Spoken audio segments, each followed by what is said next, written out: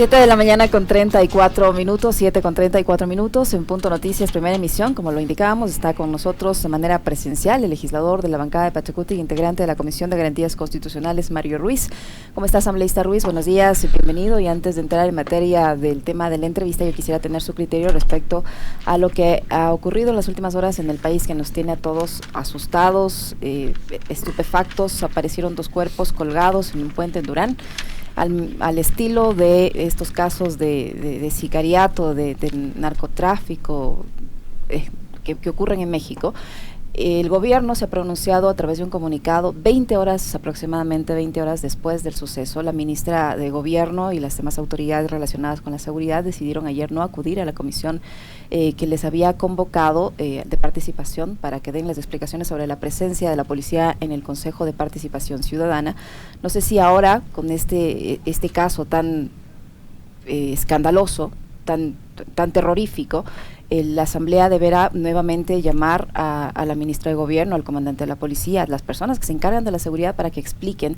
Resulta que primero se pronuncia sobre el caso el embajador de los Estados Unidos en el Ecuador, y después de varias horas recién el Ministerio de Gobierno, después de aproximadamente 20 horas, diciendo que están en una guerra con las bandas delictivas, justificando así este suceso tan horrible que pudimos ver ayer en la ciudad, en el cantón Durán. ¿Qué opinión le merece esta situación de seguridad que atraviesa el país y las respuestas que deben dar las autoridades? Asambleísta Ruiz, buenos días, bienvenido. Buenos días, un saludo cordial y respetuoso a ustedes y a todos quienes nos miran y nos escuchan a través de este prestigioso medio de comunicación. Bueno, la inseguridad que lleva o que está viviendo el país es una muestra precisamente de la incapacidad de quienes están en el gobierno para controlar la seguridad. Ellos botan la piedrita, la responsabilidad a todos, menos ellos no son los responsables. Es el responsable el pasado, es el responsable la asamblea, es el responsable el clima, es el responsable todos. Ellos no tienen responsabilidad, pero quienes están al mando de las fuerzas de seguridad del Estado son ellos, pues, al mando de la policía, al mando del ejército, al mando de los controles de inteligencia, son precisamente ellos. Y es vergonzoso para el país que haya un embajador extranjero que tenga que pronunciarse primero antes que el gobierno nacional respecto al tema. Y lo que se ha visto no es que están en una guerra contra las bandas delictivas de parte del Estado, no, es una guerra entre bandas delictivas que ha salido de las manos y control del Estado central. Me sorprende porque cuando hay movilizaciones, ustedes recordarán en octubre del 2021 hubo una movilización y allí estuvieron fuerzas policiales y arremetieron con toda la fuerza, tanto es así que en Cajas, en Babura, quedaron, sin un ojo un compañero, en este 2021, no estoy hablando de 2019, en 2021 quedó sin ojo un compañero, sin mandíbula otro. Cuando se trata de ingresar a un pueblo para acompañar a las empresas transnacionales mineras, petroleras, como pasó en Napo, se militariza el pueblo. En Buenos Aires, un pueblo de alrededor de 150 familias, 500 policías bien armados y entran a la fuerza para precautelar la seguridad de la empresa Hanrine que está ahí operando, la transnacional. Entonces, ¿cómo es la cosa? Para ir contra el pueblo, desarmado, hay toda la inteligencia, la potencia del Estado, pero para este otro tipo de cosas, las bandas delictivas, hay una total incapacidad. Sin irnos muy lejos, legislador, ¿cómo está? Qué gusto primero tenerle acá, buenos días, bienvenido. Lo que sucedió en estos mismos días con el Consejo de Participación Ciudadana, ¿era necesario un piquete tan grande de policías para garantizar que el señor Ulloa se tome la presidencia del organismo, cuando, por ejemplo, en las calles, como usted bien señala, no hay seguridad y vemos que estos casos de sicariato, muy al estilo de los cárteles mexicanos, ya se están empezando a reproducir en Ecuador?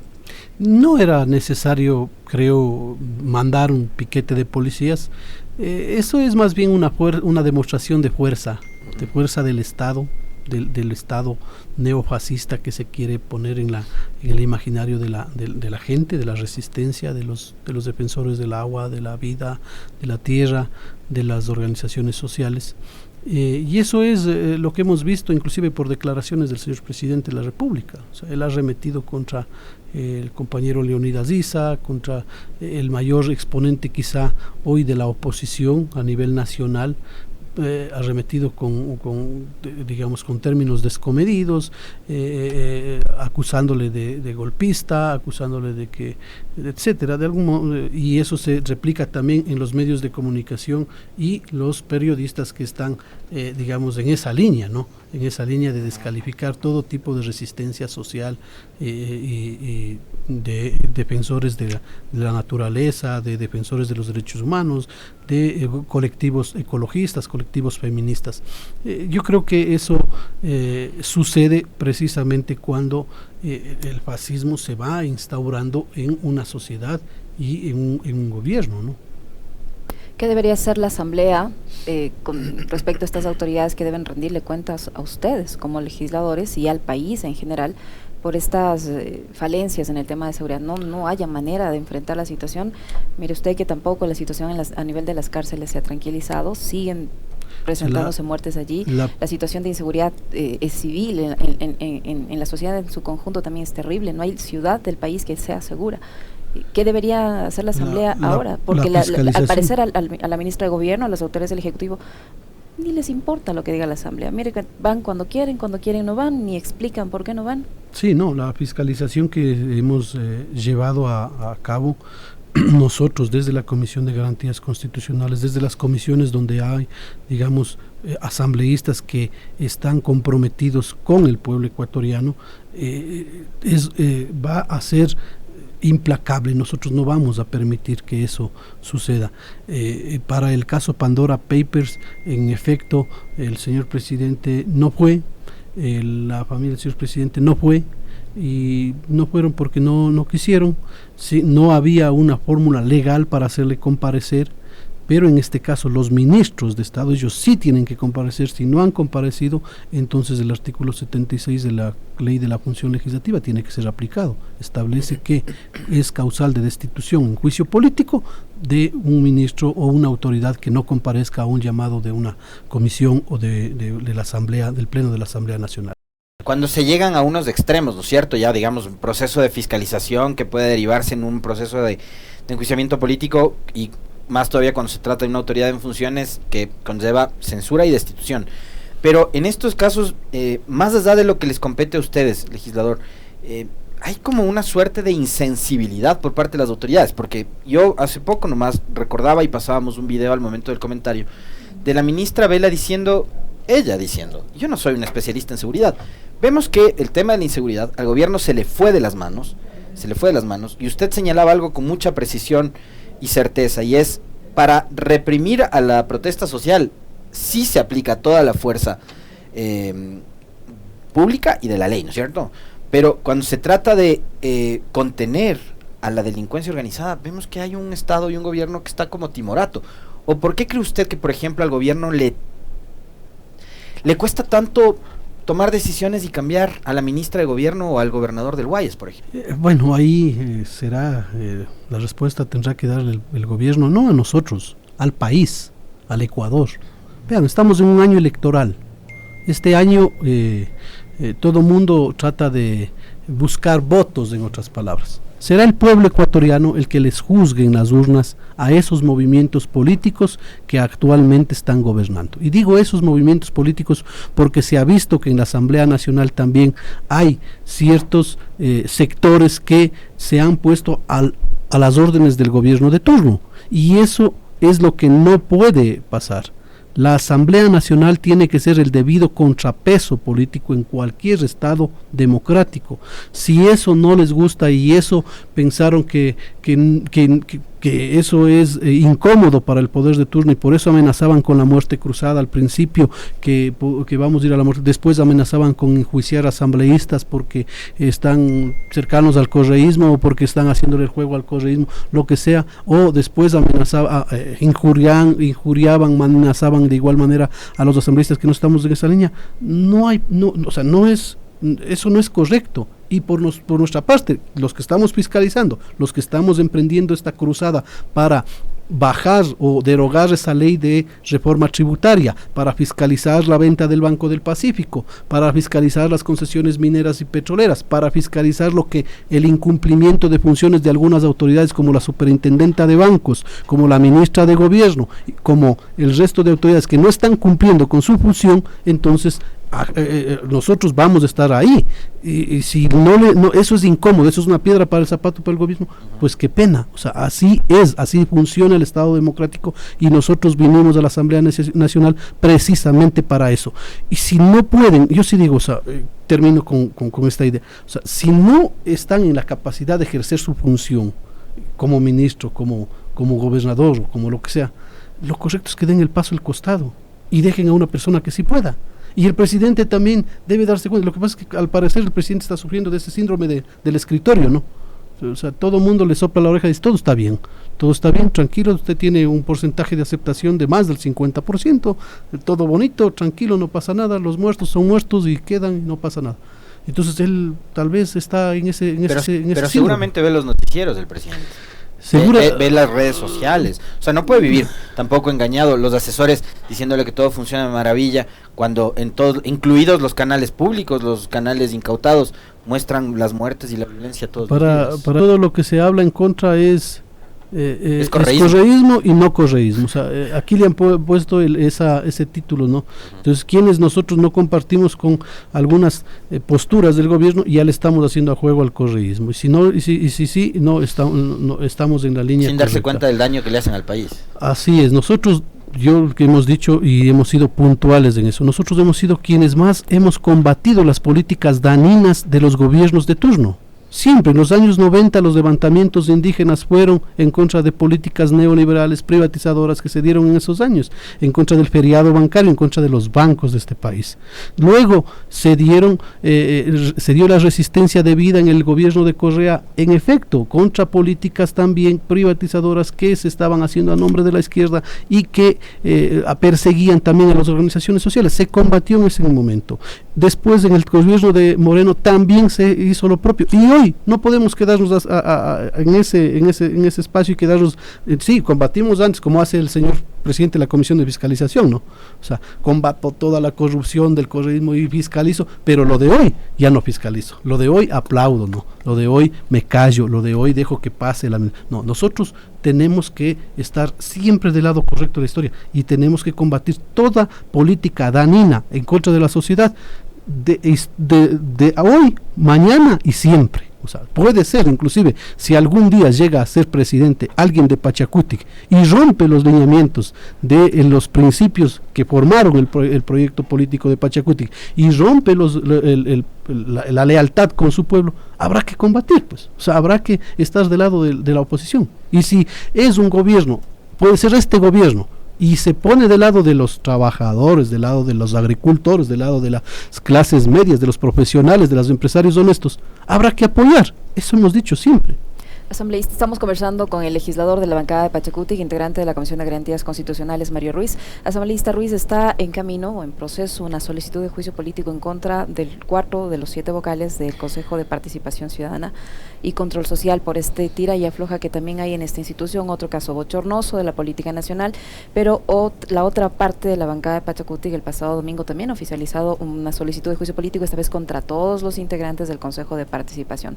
Pero en las últimas horas el señor Villavicencio, presidente de la Comisión de Fiscalización, ha dicho que no se hagan muchas ilusiones porque hay al menos 3 procesos en marcha en esta instancia y que tienen que respetarse la orden de prelación, es decir, que pasarían varios meses antes de que esto se pueda llevar a cabo. Allí, ¿cuál va a ser el procedimiento? ¿Cuál solicitud de juicio político tiene más posibilidades de avanzar? ¿La de ustedes en coordinación con otras bancadas o la que ha presentado la otra facción de Pachacutic el pasado domingo? No, o sea, tiene que seguir la orden de prelación y la nuestra es la que iniciaría en primera instancia antes del que presenten luego.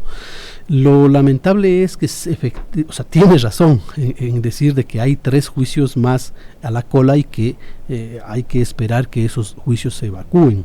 Y que en la comisión de fiscalización obviamente van a tratar de que se demore 3 meses cada juicio, claro, para evitar pero que se... no es potestad de la presidenta de la Asamblea, la señora Guadalupe Llori, también de las filas de Pachacutic, convocar, pedir que se trate esto directamente en el pleno. No, lamentablemente la ley establece que que los juicios ingresen conforme el orden de prelación o de llegada. Entonces ahí no hay, incluso estábamos analizando la posibilidad de que el Pleno de la Asamblea Nacional pueda resolver algo en ese sentido, que es el máximo órgano de decisión legislativa, y no hay camino jurídico para eso. Un camino jurídico sería retirar los juicios políticos que están ingresados en contra, y eso sí es de analizarlo con pinza, porque es el juicio político en contra del Contralor, el juicio político en contra del Procurador y el juicio político en contra del CNE. Entonces habría que retirar esos juicios, entonces pasarían los otros, el juicio del Consejo de Participación Ciudadana. Muy bien, legislador, esta semana se concretó ya el tema el viernes anterior, el tema del informe para resolver lo de las amnistías, que también es un tema polémico. Y se ha resuelto de que usted sea el ponente en el pleno de este informe en particular, ¿no? Ustedes ayer han dado una rueda de prensa y están en la línea de que estas más de 200 casos, usted no va a decir exactamente cuántos son, se resuelvan en el pleno. Cuéntenos un poco... ¿Cómo va a ser el procedimiento? Si va a ser en paquete, tiene que ser uno por uno, ¿cómo va a ser el proceso ya en el pleno de la ciudad? Primero, aclarar, 269 casos, o sea, 269 personas, porque aquí se está equivocando caso con persona. Dentro de ellos se ha dividido en 3 partes: los defensores de la naturaleza y del territorio, que son la mayoría, porque hay que recalcar, aquí todo lo quieren llevar al tema de octubre de 2019, a que destruyeron Quito y que nos dieron quitando los adoquines y que los derechos humanos de las estatuas de Quito. Están reduciendo todo el tema amnistías a octubre del 2019. Y no es así. El 80% de esas personas son defensores de la naturaleza, del agua, que han sido procesados por defender sus territorios. Allá, en Buenos Aires, en Cahuasquí, en Zamora, en Las Naves, en los distintos partes del país. Primero, solo el 19% de las 269 personas son de la movilización de octubre. Y de ese 19% también no son todos los que estaban acá en Quito, sino a nivel nacional. Las movilizaciones fueron a nivel nacional. Víctor Guailias, el que falleció en la cárcel, fue asesinado cruelmente en la cárcel de Guayaquil. Él fue detenido en la Azuay en octubre de 2019, no aquí en Quito. Entonces, así hay casos, entonces no se le puede solo particularizar en el tema de que aquí en Quito, los que destruyeron Quito, etcétera, etcétera, que es digamos, el discurso de la gente que ataca el tema de las amnistías. Entonces, primero. Segundo, las amnistías son precisamente una figura legal para pacificar la sociedad, ¿sí? Pero esa definición me parece que algunas personas no entienden, porque ya les están acusando a ustedes de dejar delitos en la impunidad. No, pues que nosotros es que en la práctica, en el fondo, así es. Ustedes pueden revisar históricamente las amnistías que se han concedido en Colombia, en Chile, en Uruguay, en Yugoslavia, etcétera. Después de revoluciones, después de guerras civiles, el grupo que está, digamos, ya en el poder, le concede amnistía al grupo que perdió o a quienes están presos, condenados ya por la justicia. Mandela. Por delitos políticos, no por delitos comunes. Así Eso también es una aclaración. Si no hubiera amnistías, Nelson Mandela nunca hubiera sido presidente de Sudáfrica. Porque él estaba condenado por un delito que cometió. O sea, no es que la amnistía tiene que ser para los inocentes. No, es para quienes efectivamente se les está acusando o procesando o ya se les condenó por delitos políticos o en el contexto político. O en el contexto, porque hoy, por ejemplo, vemos cómo en Buenos Aires, de la provincia de Imbabura, la empresa le tiene denunciado a más de medio pueblo, al 60% de la población, por robo, por obstrucción ilegal de vías públicas, por delincuencia organizada, por minería ilegal, por asociación ilícita, delitos que no están dentro de la contextura, digamos, que no son políticos, pero que están en un contexto político. Porque ¿por qué los denuncia? Los denuncia precisamente porque no permiten que haya una minería inconsulta y que contamine las fuentes de agua de las cuales ellos viven. Entonces, eso tiene que contextualizarse de que las amnistías son para eso, para pacificar la sociedad. Aquí el problema es básicamente Quito con la movilización de octubre de 2019, en donde nadie está hablando de los 88 personas que quedaron sin ojos, de los 11 muertos, que son del pueblo, pues. ¿Acaso los 88 que quedaron sin ojos, los 11 muertos, fueron de la policía del gobierno? Son del pueblo. Es decir, el mismo pueblo pone los muertos, el mismo pueblo pone hoy los presos, ¿sí? Y el mismo pueblo hoy ha arremetido porque no pueden dar amnistías. ¿Cómo van a dar amnistías? El asambleísta Mario Ruiz ha sido parte de la movilización 2019. O sea, es bastante... con bastante desconocimiento y desfachatez se habla el tema de las amnistías. Ahora, a partir de hablemos de octubre, porque ese también es un capítulo del tema amnistías, legislador, y obviamente no podemos abstraernos de eso. Puede resultar probablemente también uno de los casos más polémicos del de octubre, pero ahí hay personas a las que les enjuiciaron, les persiguieron, les encarcelaron por publicar tweets, unos casos. Hay otros episodios de esa protesta de octubre, y digamos lo conocemos muy de cerca porque estuvimos en la cobertura esos días, en las calles, y siguiendo todos los días lo que sucedía acá en Quito, y también porque digamos hemos ido revisando los casos y más. Hay episodios que no se han esclarecido del todo, como por ejemplo la famosa quema de la Contraloría.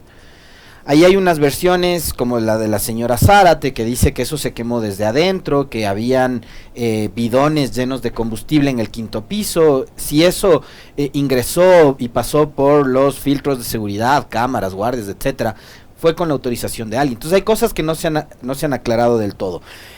Pero yo quisiera que usted comente sobre eso, pero yéndonos más allá todavía.